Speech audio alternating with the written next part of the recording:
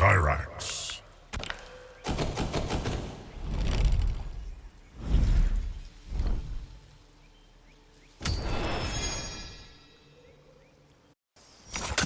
Round one, fight!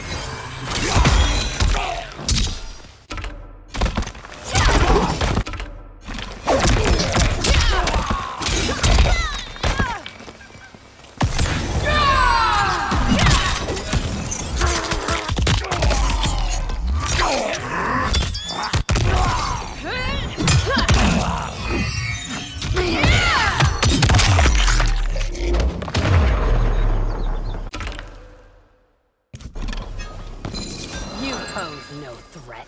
Round two, fight!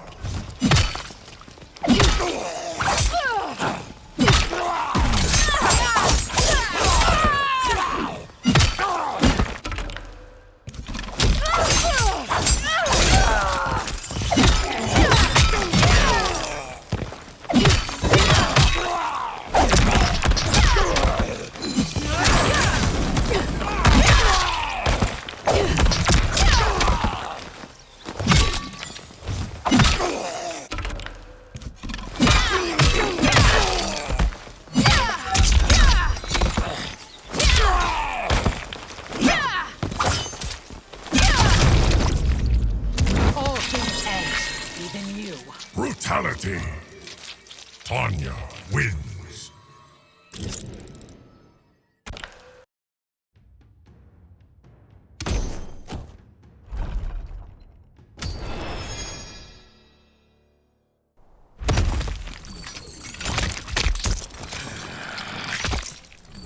Round one, fight!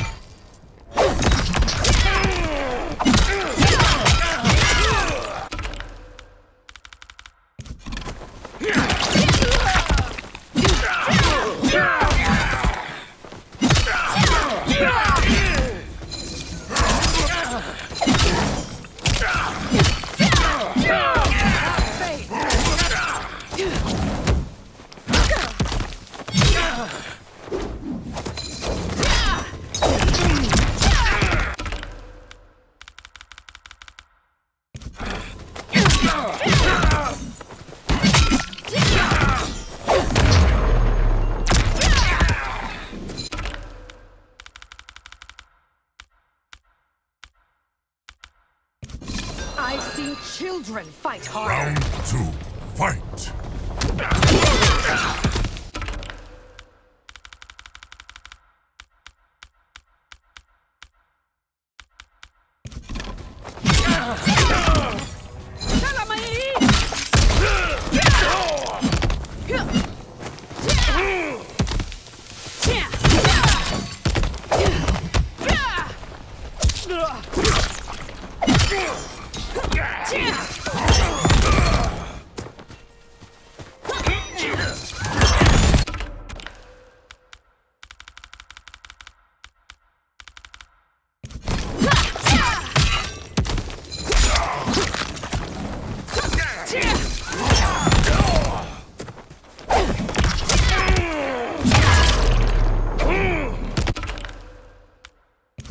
Finish him.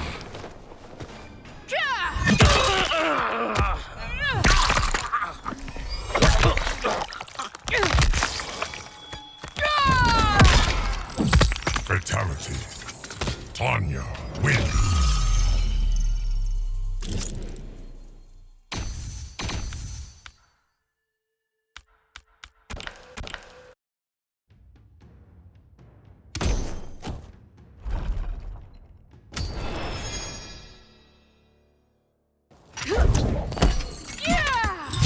Round one, fight!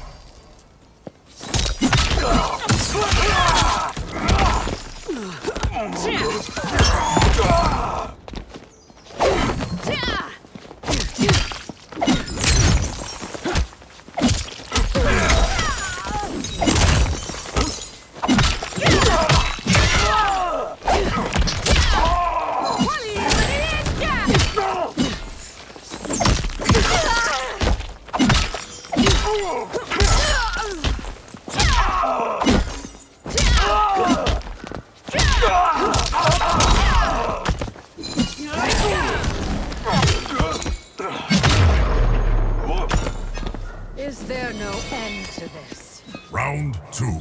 Fight!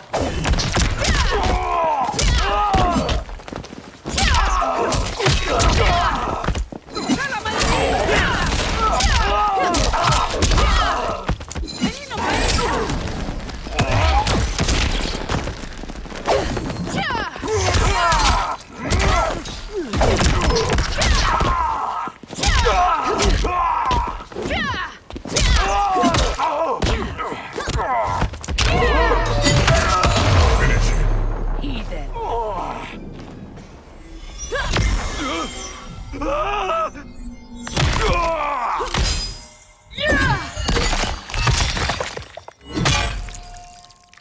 Fatality.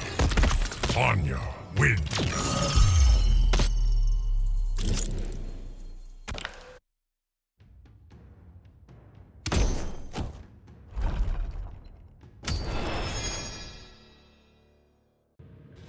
Round 1. Fight!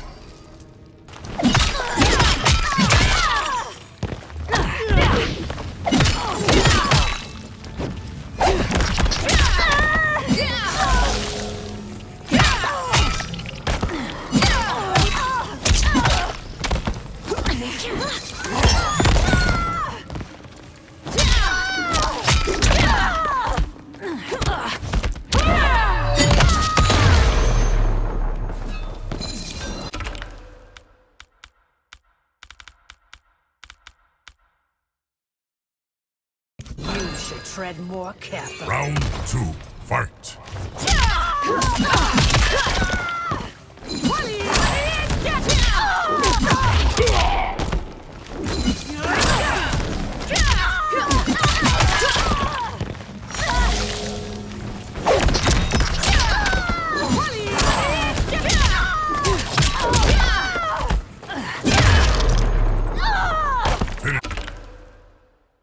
Finish her.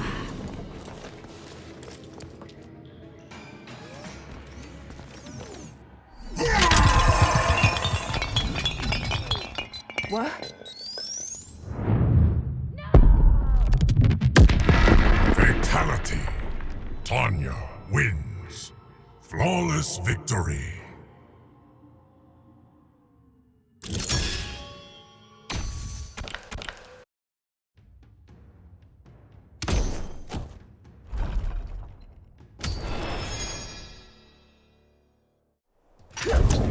Round 1.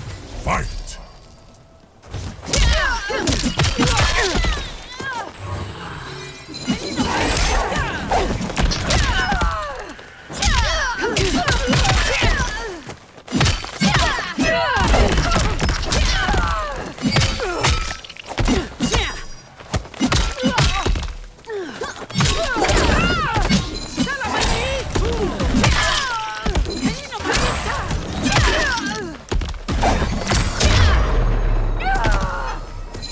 When you're dead, you may rest. Round 2. Fight!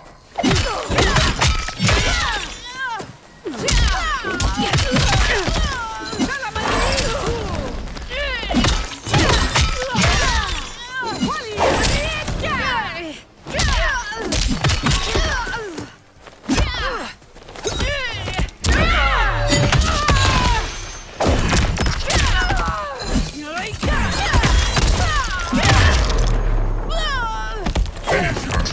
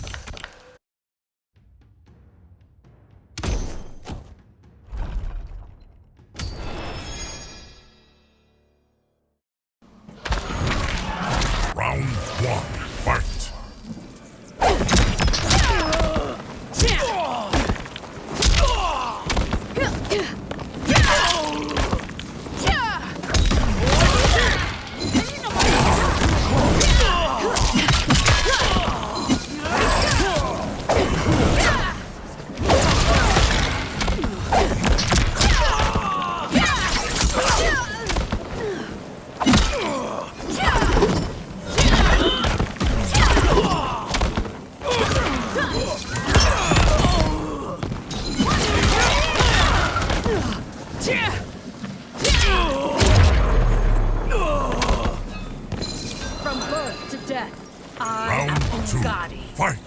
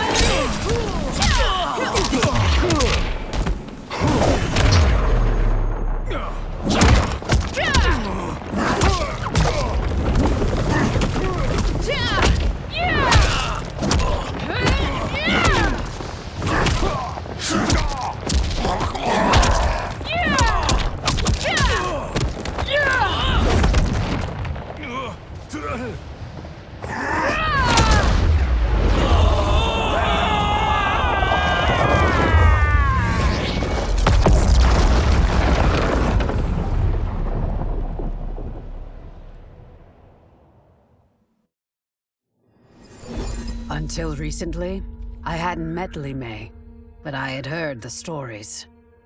How the Umgadi's matron superior blamed her for not preventing Emperor Jared's murder. How she quit in disgrace rather than accept punishment. But those stories didn't fit the woman I now knew. Li Mei would never have been so negligent. Eventually, I uncovered the truth.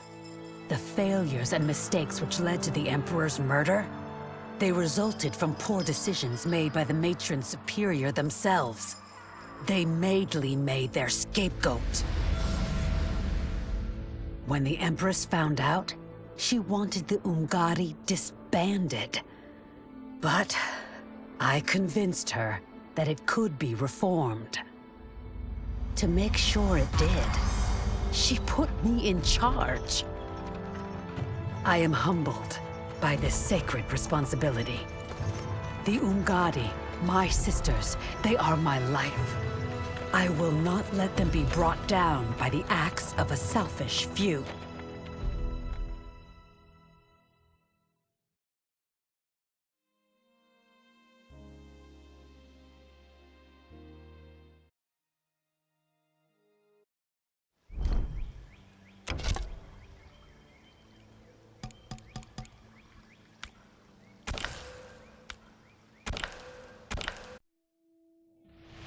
I couldn't believe that Liu Kang welcomed me in Earthrealm, or that he thought me worthy to study with his Shaolin masters.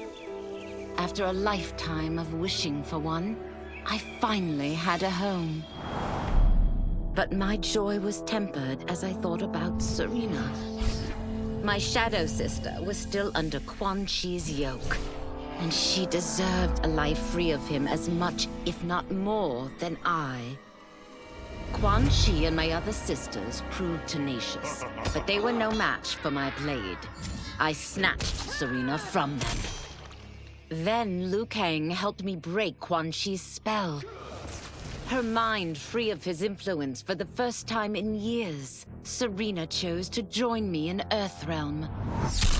My sister and I once again fight side by side, only now we do so for Earthrealm. Together, we have formed the Order of Light.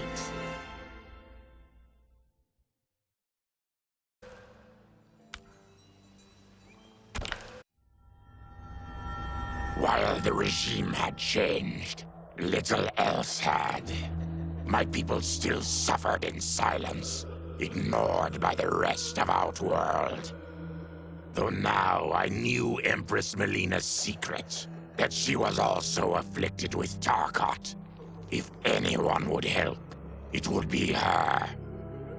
But how to get an audience? Syzoth. He was the Empress's new emissary to the Zaterrans. I asked him to introduce us. At great personal risk, he agreed.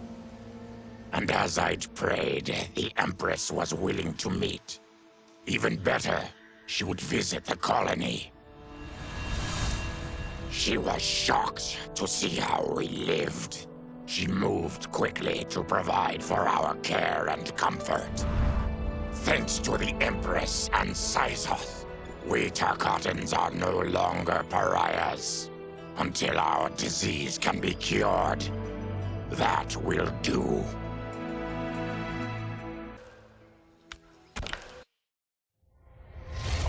Though the barriers between timelines had been rebuilt, there was no question that they could again be broken.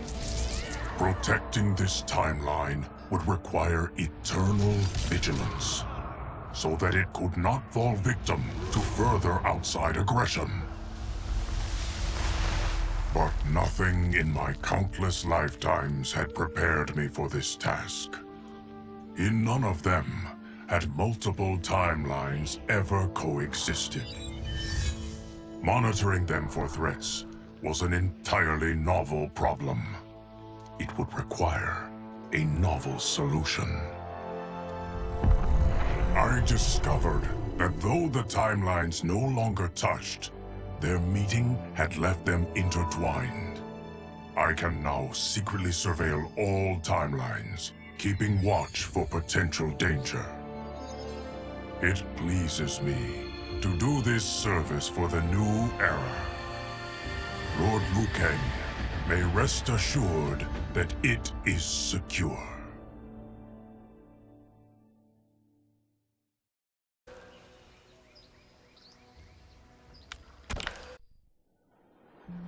Quan Chi's defeat had cost me everything. For months I had furthered his plot, and now I had to start over. Saido's people were still in chains. That's when Rain approached me.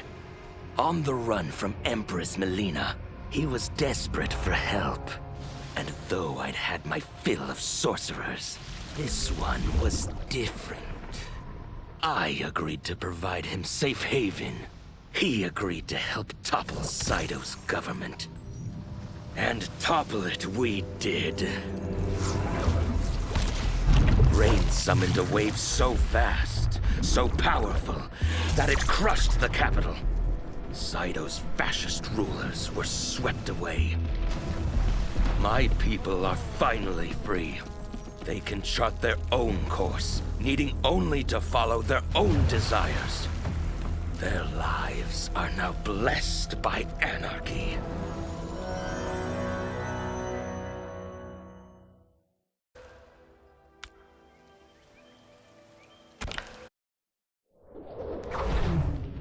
Since this whole thing kicked off, I'd wondered why Liu Kang chose me to be a champion.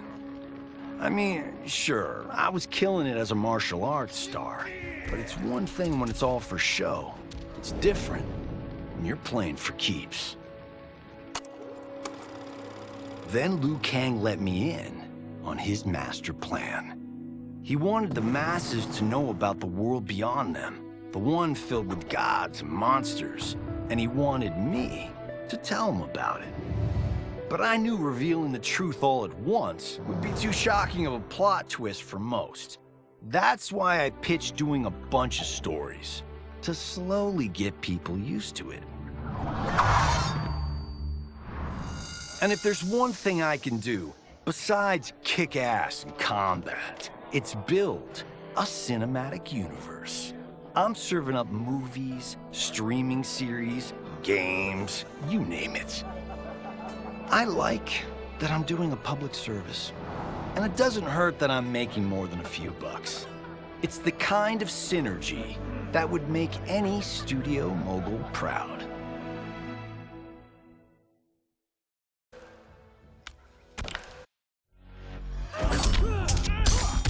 I wasn't looking for allies against the Yakuza, but I found one in Special Agent Jackson Briggs. He'd heard gangsters plotting to kill me on a wiretap and came calling, hoping I'd be his informant. We planned to part ways when we got the job done. But then, Shang Tsung showed up to steal Sento. Needless to say, Jackson had questions. It blew his mind to hear that the stories in Johnny's movies were real. Once the shock wore off, Jackson quickly sized up the threats Earthrealm faced. To deal with them, He got his bosses at the FBI to form the Outworld Investigation Agency.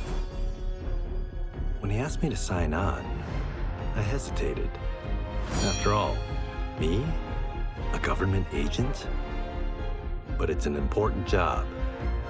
And more importantly to me, an honest living.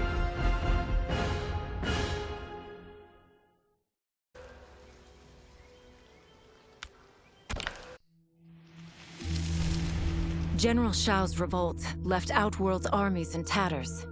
We were vulnerable to enemies both foreign and domestic. That's why my sister asked me to take command, to stitch her military back together and purge Shao's loyalists within it. She trusted only me with the task. The soldiers, however, had little faith. They thought me a spoiled dilettante, unprepared and unfit to serve. That I could fight mattered little. All that mattered was that I wasn't one of them. I finally earned their loyalty by orchestrating an epic victory over Shao and his rebels. Though the general himself escaped, his forces were smashed.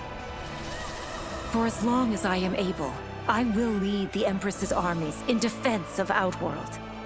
Through strength, we will achieve peace.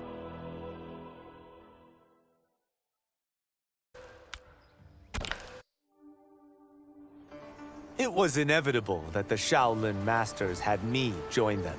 They knew just how much future initiates could learn from me. Shujinko was one of my earliest.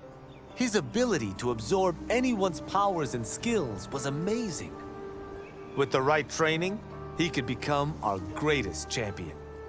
I knew that I alone could give it to him. But as his proficiency grew, so did his ego. In love with himself and his power, Shujinko became a threat to the realms. He hadn't learned humility, because I wasn't the one who could teach it. I should have listened to Raiden's warning and not tried to train Shujinko alone. After he was subdued, Shujinko's accumulated abilities and memories were taken from him. He is once again a new initiate, ready to begin his training.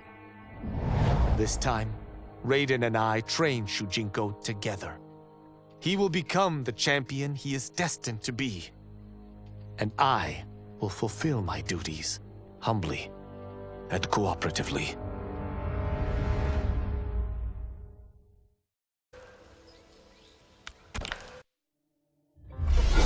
As her reign began, Empress Melina faced many challenges.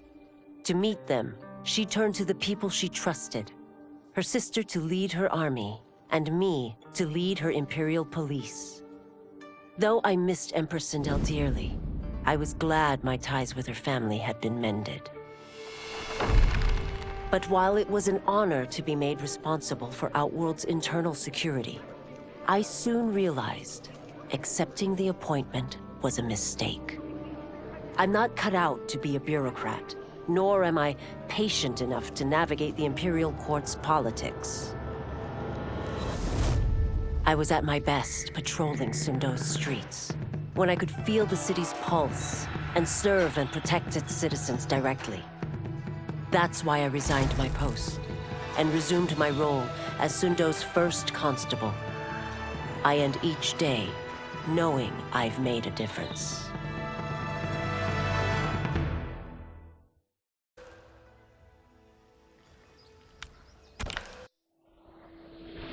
My loyal partner had warned me. Reclaiming my power as Keeper of Time might have unforeseen consequences. In this, as in most things, he proved prescient. The process I had undergone did irreparable harm to my body. Taking back my power had cost me my immortality. While my lifespan would still stretch across eons, I would one day perish. And if the war with Titan Shang Tsung taught me anything, It is that this timeline is not safe without a protector.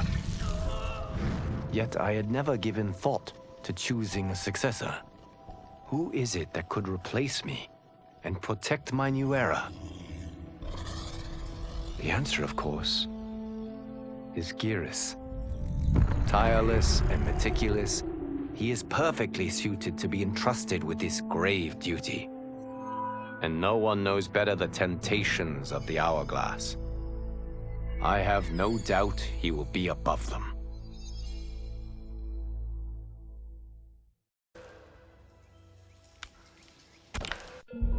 Though worried about how the public might react, I met with Baraka to discuss his Tarkatans. Speaking from his heart, he moved me. I agreed to visit his colony and see how his people lived. The conditions were atrocious. This was one of my mother's few mistakes. Like all Outworlders, she treated Tarkatans with scorn. What they deserved from us was compassion. And the only way to get it for them was to reveal my affliction. To show all my subjects that even an empress could get Tarkat. The scandal my revelation caused was intense. But with the help of Kitana and Tanya, I emerged from it a stronger empress than ever. My honesty, empathy, and resolve won over my remaining doubters. There is no longer any question that I am fit to lead the Empire.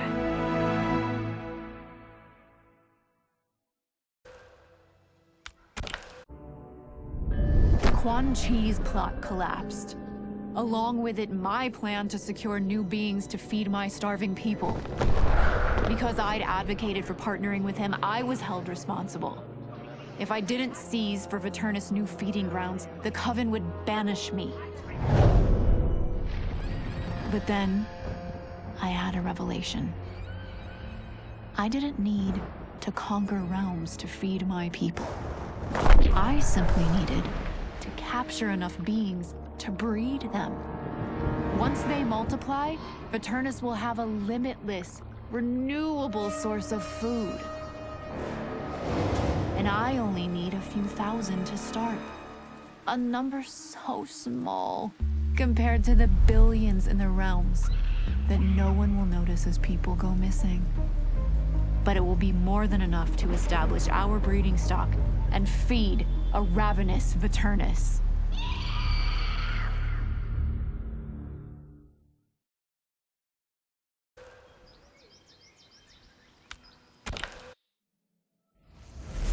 Were it not for my godly counterpart, I would not have survived the battle against Titan Shang Tsung. Meeting him, though, raised questions. Why did I replace him in this new era? Why was I made mortal? Lord Liu Kang told me of his Raiden's nobility and righteousness, about his steadfast leadership in the defense of Earthrealm. He also told me about Raiden's dark side, how he could be consumed by rage and cast aside the rules he otherwise lived by. Making me mortal and incapable of such anger was to keep me from following in his footsteps. Though I understood the reasons why, I felt I had been done a disservice. To survive the coming battles, I may need the edge that only great rage can bring. As the Shaolin couldn't aid me, I sought out someone who could. Someone to stoke the fire within me and teach me to master it. For this, I could have no better teacher than the Shirai Ryu's Grand Master.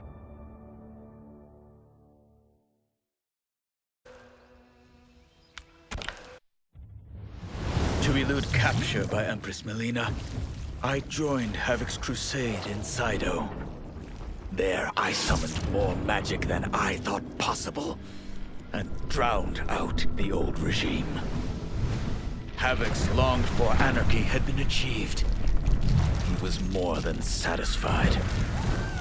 But I was left empty, and broken. Had I been satisfied as Outworld's High Mage, not let myself be tempted by Shang Tsung, a great city would not now lay in ruins.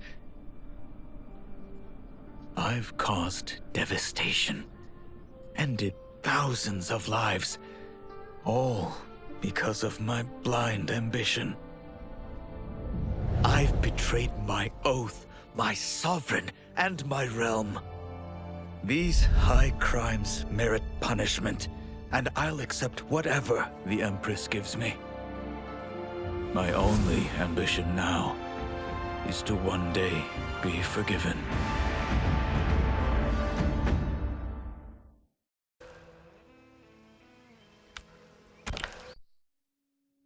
With General Shao freed from prison, we began raising a new army against the royal family. Though many were eager recruits, few were good at soldiering. It was so bad, the general was forced to change tactics. He decided that we needed a doomsday weapon. That weapon isn't a thing, though. It is a monster. Onaga, the Dragon King. The general told me the old legends were true, that his ancient ancestor defeated Onaga, trapping him deep inside Mount Sagan. The Dragon King is still there today, his pent-up fury waiting to be unleashed. Because Onaga is so dangerous, the general wouldn't risk trying to tame him before. But now, he feels we have no choice. Though I likely won't survive, I accept this mission gladly. I can think of no greater honor than to give my life in the general's service.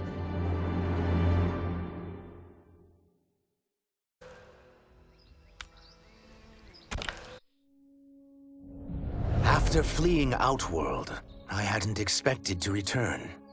But then, I also hadn't expected the new Empress to make me an offer I couldn't refuse.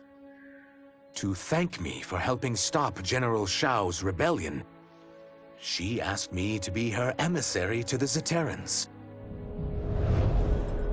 Going home, bearing the seal of the royal house, I would show, once and for all, that my mutation wasn't to be feared. That it wasn't a source of shame. To my surprise, I was welcomed. But those warm smiles hid a dark secret. I stumbled upon a trove of official records, which showed that my shape-shifting ability isn't unique. Many Zaterrans are born with it, but are killed by their government to keep it from spreading. Who started this barbaric policy? Who is now enforcing it is unknown. But I will find out. And I will put an end to this madness.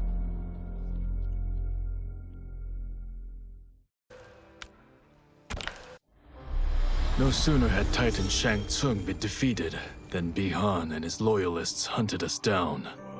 Outnumbered, we fled to Japan. There, we sought refuge from an old family friend.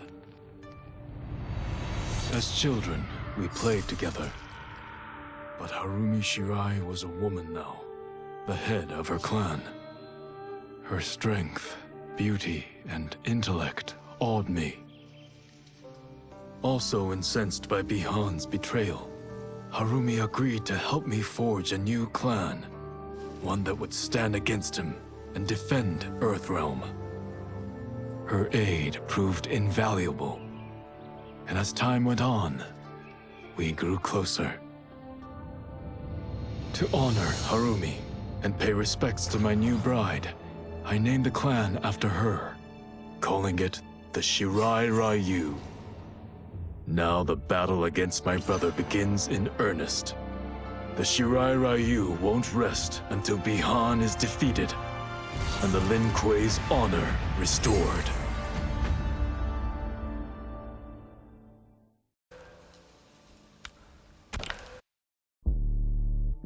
After escaping Leichin prison, I was hounded by the Imperial Police. I needed a place to hide and to recuperate while I plotted the best way forward. I knew the remote canton of my youth would be perfect. To escape capture, I traveled by sea. Little did I know that a gargantuan storm was brewing. My tiny craft was smashed apart. I closed my eyes, waiting to drown, hoping that the Netherrealm wouldn't claim my soul. But when I reopened them, I found myself not in hell, but on a deserted island. From its ruins, I could tell that great sorcerers had once lived there. In the caves beneath the ruins, I found what I can only describe as a well of souls. Once I learn how to wield its power, I will become invincible.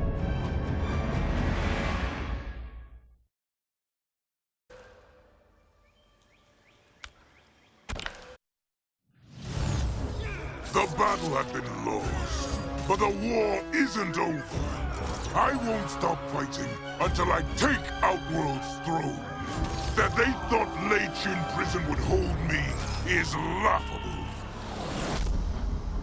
Once free, I began planning my next campaign. I would need an unstoppable army to overthrow Melina. Unfortunately, most of my former soldiers lacked the courage to rally to my standard. Rebuilding my army would require finding new recruits. And that task is proving easier than expected. Outworld's golden age has left more than a few behind. Without hope, without power, they eagerly heed my call to tear down Melina's government.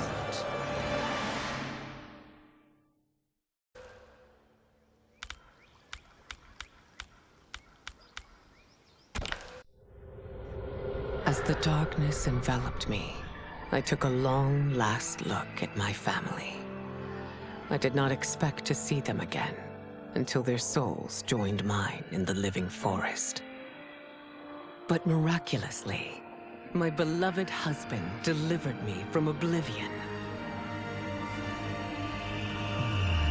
Though he couldn't save my body, Jared had preserved my soul. Like him and countless others, I am now a part of Ermac. Yet ours is not a peaceful repose. The collected souls within Ermac have their own needs and agendas. Before we can speak as one, we must first reach consensus.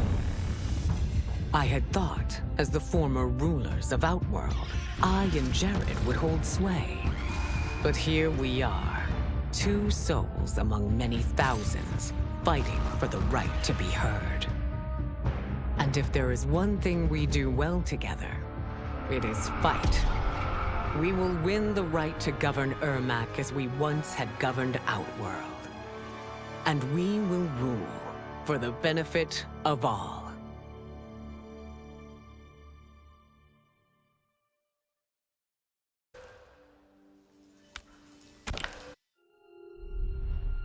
Kuai Liang and I were working hard to build our new clan. But even with the help of his close friend Harumi, it was difficult.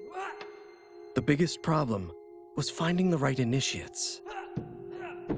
Then, one night, while walking outside Harumi's compound, I was attacked. I thought at first it was a Lin Kuei assassin, but his strikes were too uncertain, too angry. My attacker, it turns out, was a boy.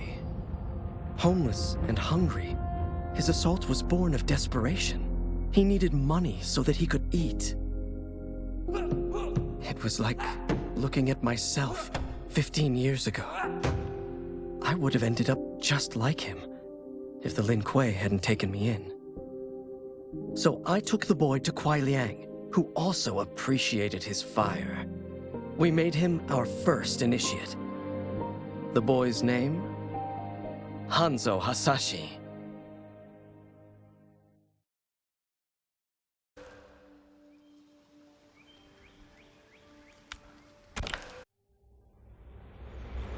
I had broken the Lin Kuei free of Liu Kang's enslavement. We were now masters of our destiny, and could take our place among Earthrealm's great nations. But taking and holding territory would require a vast army. I needed more fighters to make our presence felt. Then I recalled Shang Tsung's dragon warriors. An army of them would be unstoppable. But trafficking in such strong magic would surely draw Liu Kang's attention. Sector advised that we avoid detection by building our army using science, not sorcery. We've invested much into this endeavor, and we are beginning to see results. Once again proving the depths of Sector's genius. When we are done, all of Earthrealm will honor our desires and heed our demands. If not, they will face the Lin Kuei's wrath.